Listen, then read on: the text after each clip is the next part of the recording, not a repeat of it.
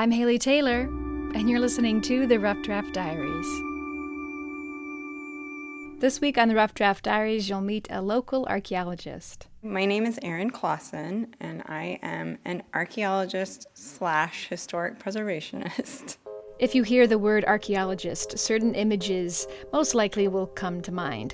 And I think Erin knows this, which is why she almost laughed when stating her profession.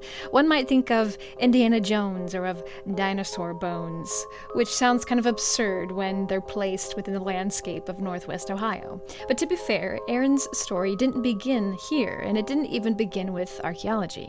Erin began her undergraduate studies in economics. She graduated and then thought she wasn't enjoying it as much as she hoped, so she went back to school and got her master's in historical archaeology from the University of West Michigan. She worked on a French colonial site in southwest Michigan, digging for important artifacts in the ground, and then she graduated in 2010, which may sound like a good thing, but actually it created more problems. That kind of segs into after grad school. So out in the real world, as archaeology is usually applied, it's usually you go into a field that's kind of known as cultural resource management, and it's a little more broad than just archaeology, and that's kind of what led me to the historic preservation side of things. You helping people, either government entities or private, just depending, helping people deal with old things. Usually because they have to by law, but not always, sometimes just because they want to. So, for example, Erin would oversee construction projects. She would help monitor as the machines dug through the ground, making sure nothing of importance was unearthed or harmed in the process. This was a great gig while living in Seattle, which Erin was doing with her husband and her daughter. It was great because you didn't have to move very far until you found another construction project. But since moving to Toledo just 2 years ago, that kind of construction doesn't happen as often here or as centralized as it would in Seattle. And traveling long distances with a 2-year-old is difficult, so Erin switched her focus yet again.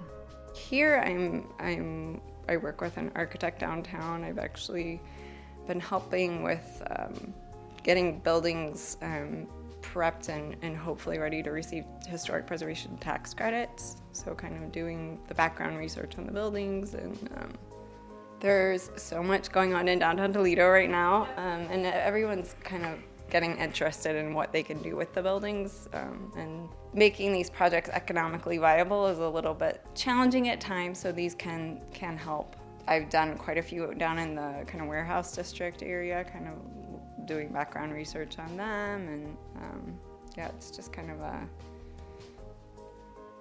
there's a lot going on down there right now, so it's exciting actually to see.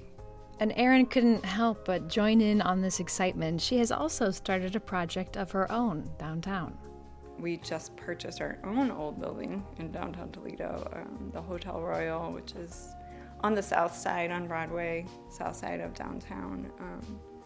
And so I'm embarking on a real estate development career and kind of learning a whole new world. But it all kind of works hand in hand. The preservation background with learning all the different architectural styles, kind of in the course of my work and everything.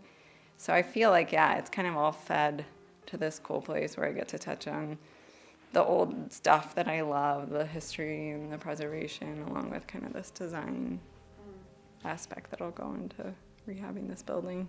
History, preservation, and design are all aspects of Erin's job that she loves, but the other important character would be the city of Toledo. Again, Erin moved to Toledo from Seattle just about 2 years ago. Yeah, well, when we moved here, I was just blown away by the architecture in Toledo. Like, I just had no idea, and I don't think a lot of people do, just how great it is here. And so I kind of started exploring what could I do, how could I get involved, and this opportunity to take on this building came along, and I just thought, let's just do everything. We'll just do all the things to help save the buildings in Toledo. So I definitely do want to get people together on this topic and kind of start a movement and have people there that are ready to stand up for buildings when they are threatened, to get people talking about these old buildings and how they can be saved, and how can we get creative, and how can we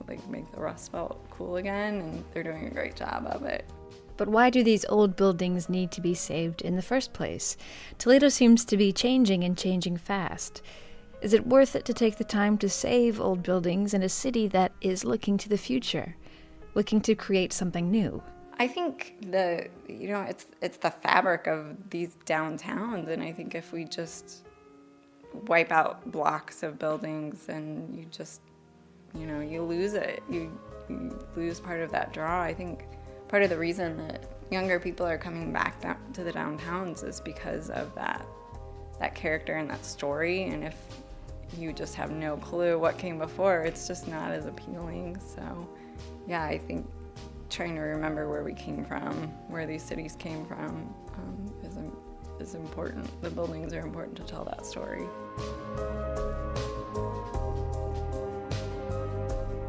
For now, I'm Haley Taylor, and thanks for listening to this episode of the Rough Draft Diaries.